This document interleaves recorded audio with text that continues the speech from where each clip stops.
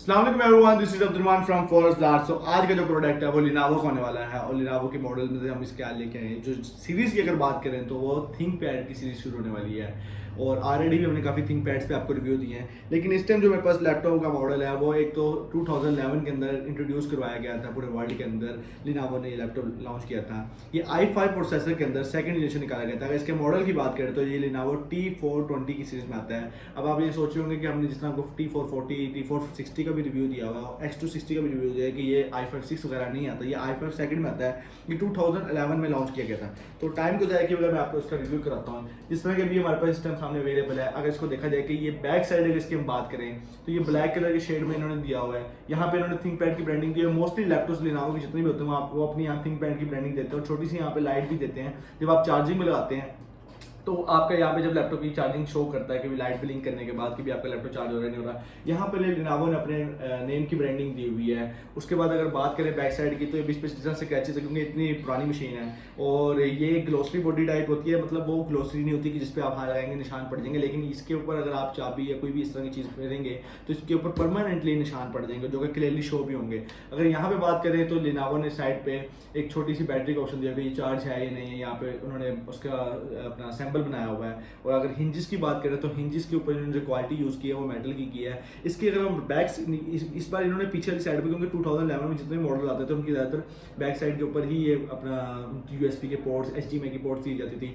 USB की ports की अगर बात करें तो यहाँ पे इन्होंने 2 यूएसबी पोर्ट्स के ऑप्शन दिया हुआ है जो कि 2.6 में आते हैं। और अगर यहाँ की HDMI के VJ केबल का ऑप्शन दिया हुआ है। उसके अलावा यहाँ पे इन्होंने हीट रिलीज का ऑप्शन दिया हुआ है, इंटरनेट पोर्ट का भी ऑप्शन दिया हुआ है। और ये जो है मोटी पिन का चार्ज यहाँ पे यूज होता है, 20 वोल्ट का लिनावो का लैपटॉप का चार्ज यूज होता है। अगर हम राइट साइड की बात करें तो राइट साइड पे उन्होंने कोई यूएसबी पोर्ट का ऑप्शन तो नहीं दिया हुआ, लेकिन राइट साइड पे उन्होंने DVD का ऑप्शन दिया हुआ है। और अगर आप इस DVD को निकाल के SSD लगाना चाहें तो वो भी लग सकती है। और इधर एक इन्होंने यहाँ पे बटन का ऑप्शन दिया है जिससे आप अपना वाईफाई को ऑन ऑफ कर सकते हैं। उसके बाद अगर हम बात करें कि इसके लेफ्ट साइड पे क्या है, लेफ्ट साइड पे भी इन्होंने एक यूएसबी पोर्ट का ऑप्शन दिया हुआ है। यहाँ पे हीट रिलीज का ऑप्शन दिया हुआ है कि ताकि इसका जो मदरबोर्ड है वो ठंडा रहे।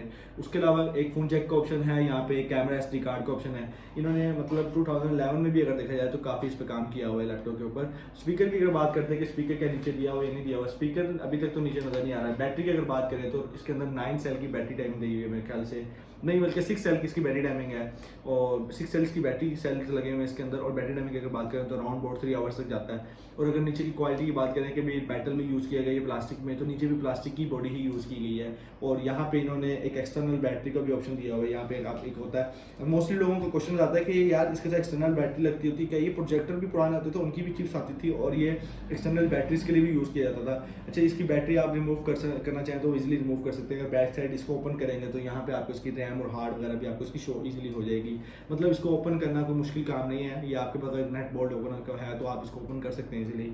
अगर उसके बाद हम और चीज़ों की बात करें कि भी इसके नीचे इन्होंने इसको स्पोर्ट की क्या ऑप्शन दिया होती है, यहाँ पे इन्होंने 2 रबड़े लगाई हुई है ताकि जिसकी वजह से आपका लैपटॉप जब नीचे रखें तो उसके ऊपर से क्रैचेज ना आए और ये ज़रा हाइट भी थोड़ी सी इंक्रीज कर देता है। अब इसको हम अंदर से खोल के देखते हैं ताकि भी पता लग जाए भी क्या क्या सीन है। जब ओपन करने के लिए यहाँ पे इन्होंने एक बटन का ऑप्शन दिया हुआ है जिससे ओपन होता है लैपटॉप। और अब जब मैंने इसको ऑलरेडी ऑन किया हुआ है, लेकिन इसके मैं आपको पहले बताता हूँ कि पावर बटन कहाँ पे दिया हुआ है। पावर बटन इन्होंने मिड के अंदर एक पावर बटन दिया हुआ है। उसके अलावा यहाँ पे थिंक पैड का ऑप्शन बटन दिया हुआ है, वॉल्यूम इंक्रीज लो का म्यूट का ऑप्शन दिया हुआ है। उसके अलावा जी ये कीबोर्ड की अगर बात करें तो लाइटिंग कीबोर्ड नहीं आता। लिनावो ज़्यादातर जो 2015 ने जितनी भी सीरीज़ निकाली है उनमें ज़्यादातर उसने ऐसा ही कीबोर्ड यूज़ किया, ऐसी क्वालिटी का जो टोटली एक ना आपको फील कराता है कि भी राउंड बॉडी है। तो वैसे 2000 के करीब कीबोर्ड लग जाता है। एक ये जो आप पुराने जब लैपटॉप लेते थे पेंटियम वाले, जिस तरह उनके अंदर कीबोर्ड आप एक्सटर्नल यूज़ करते थे, सेम उस तरह के कीबोर्ड वाली आपको फीलिंग देता है।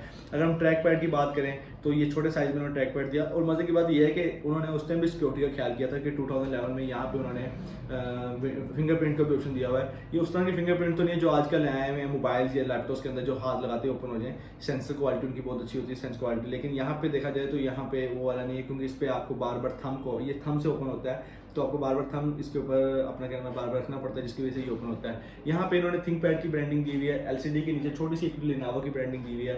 और यहाँ पे इन्होंने मॉडल मेंशन किया हुआ है T420 का। और यहाँ उसके साथ ही छोटी छोटी 3 चीज़ें लिखी हुई हैं, बनाई हुई हैं, जिसमें बैटरी, ब्लूटूथ और अपना क्या नाम है चार्जिंग का बटन बता रहा है कि भी ये ऑन है। कैमरे की बात करें तो सामने भी उन्होंने कैमरा दिया हुआ है। सेंसर वाला तो कैमरा नहीं है लेकिन साथ कैमरा दिया हुआ है। अगर हम बात करते हैं कि इसका प्रोसेसर क्या है और स्पीकर कहाँ लगे हुए हैं। तो स्पीकर मैं आपको तरह से भूल गया था कि स्पीकर यहाँ पे राइट साइड पे भी दिए हैं, लेफ्ट साइड पे भी दिए हैं। स्पीकर की इन्होंने एक बहुत बड़ी पट्टी दी हुई है, आपको पता नहीं कि अंदर टोटल सारी जगह स्पीकर लगे हुए नहीं, तो हम इसको चला के भी देख लेंगे भी ओवरऑल जगह पर स्पीकर है, लेकिन फील हो रहा है कि सारी जितनी बड़ी इन्होंने लाइनिंग में स्पीकर दिया हुआ है सब में स्पीकर ओवरऑल लगा होगा। अच्छा, अब हम बात करते हैं मैंने जो उसके बारे में जितना भी इसको यूज़ करके देखा है, जो उसके बारे में मैंने पढ़ा, रीड आउट किया, तो वो ये था कि इसका जो प्रोसेसर है 2.50 गीगाहर्ट्ज़ में आता है और i5 के अंदर आता है, सेकंड जनरेशन आता है 2.50 गीगाहर्ट्ज़ का जो प्रोसेसर, मतलब एक अच्छा प्रोसेसर है। आप इस पर नॉर्मल गेम्स करना चाहें तो वो आप इजीली कर सकते हैं। अगर आप इसकी SSD हार्ड लगाना चाहते हैं तो आप इसके अंदर एट 2 हार्ड भी लगा सकते हैं, एक इसके अंदर बिल्टन हो सकती है, दूसरी आप इसकी DVD को रिमूव करके हार्ड लगा सकते हैं। अब इसके हम प्रोसेसर की बात करें तो इसमें इस टाइम करंटली जो रैम लगी हुई है वो 4GB की रैम लगी हुई है। इंटेल कोर i5 के अंदर आता है, 2.50 गीगाहर्ट्ज़ के 2 प्रोसेसर लगे हुए हैं। और अगर हम इसके अंदर हार्ड की बात करें तो इस टाइम तो करंटली इसके अंदर 250GB सिंपल HDD लगी हुई है। अगर आप इसके अंदर SSD लगवा लेंगे तो इसकी परफॉर्मेंस और ज़्यादा बेहतर हो जाएगी, जिसमें आप इसमें गेमिंग भी कर सकते हैं। गेमिंग की अगर बात करूँ तो GTA 5 वगैरह नहीं चलेगी क्योंकि इसमें डेडिकेटेड ग्राफिक कार्ड नहीं है। इसके अंदर इंटेल का अपना ग्राफिक कार्ड है। अगर हम इसकी रेजोल्यूशन की बात करें वो भी देख लेते हैं कि स्क्रीन रेजोल्यूशन कितनी है, तो उसके बाद हम इसकी स्क्रीन रेजोल्यूशन को देख लेते हैं ताकि हमें पता लग जाए कि ये फुल एचडी में है या नहीं। अगर इसकी स्क्रीन रेजोल्यूशन की बात करें तो 1600 मल्टीप्लाई बाय 900 है, मतलब इसके अंदर 1GB के करीब इसकी स्क्रीन रेजोल्यूशन है। 1GB के इसमें डेडिकेटेड ग्राफिक कार्ड लगा हुआ है, कोई कितना खास डेडिकेटेड कहती है सॉरी इंटेल का ग्राफिक कार्ड लगा हुआ है। डेडिकेटेड ग्राफिक कार्ड इसके अंदर नहीं है, जिसकी वजह से आपकी GTA 5 हैवी गेम्स रन हो सके। इसमें आप PUBG का जो लाइट वर्जन है वो आप इजीली चला सकते हैं अगर इसमें SSD हार्ड लगी हो। अगर आप इसमें रैम भी इंक्रीज कर लें तो आप इसमें काफ़ी हद तक काम कर सकते हैं।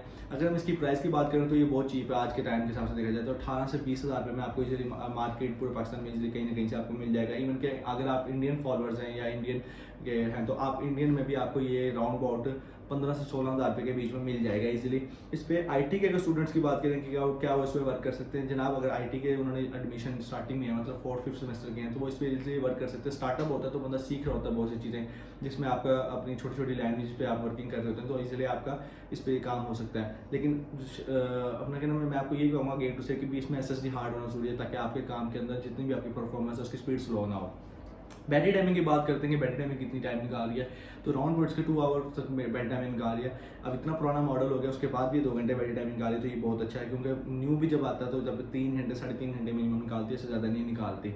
और अगर हम इसकी बात करें कि इसकी वॉल्यूम क्वालिटी कैसी है, क्योंकि इसमें बीच में मेरे सामने कोई म्यूजिक तो नहीं पड़ा हुआ, लेकिन इसके हमने वॉल्यूम क्वालिटी जो चेक की है वो कानों में नहीं चुभती, क्योंकि एक नॉर्मल क्वालिटी के अंदर बूफर लगाए गए थे। इसके जो स्पीकर हैं बूफर क्वालिटी को भी कंट्रोल करते हैं और अपना क्या नाम है वॉल्यूम क्वालिटी को भी कंट्रोल करते हैं। और अगर वाईफाई की बात करें कि भाई वाईफाई की स्पीड को ये कितना जल्दी कंट्रोल कर लेता है, ये कैच कैसे कर लेता है ये, तो इसकी वाईफाई स्पीड कैच करने की भी लिमिट बहुत अच्छी है। राउंड अबाउट समझ लें आपने अगर आपने डिवाइस को कम से कम मेरे लिहाज से 40 मीटर्स तक भी दूर रखी हुई है तो ये इसको इजीली कैच कर रहा है। पुराने मॉडल्स की अगर देखी जाए तो बहुत अच्छी बात यह थी कि उनकी जो बॉडी पे बात काम किया जाता था वो बहुत अच्छा किया जाता था, ताकि उनकी ना बॉडी क्वालिटी मतलब बहुत मजबूत होती थी, गिरने के बाद भी नहीं टूटता था। अगर इसके वेट की बात करें तो 2.4 kg इसका वेट है।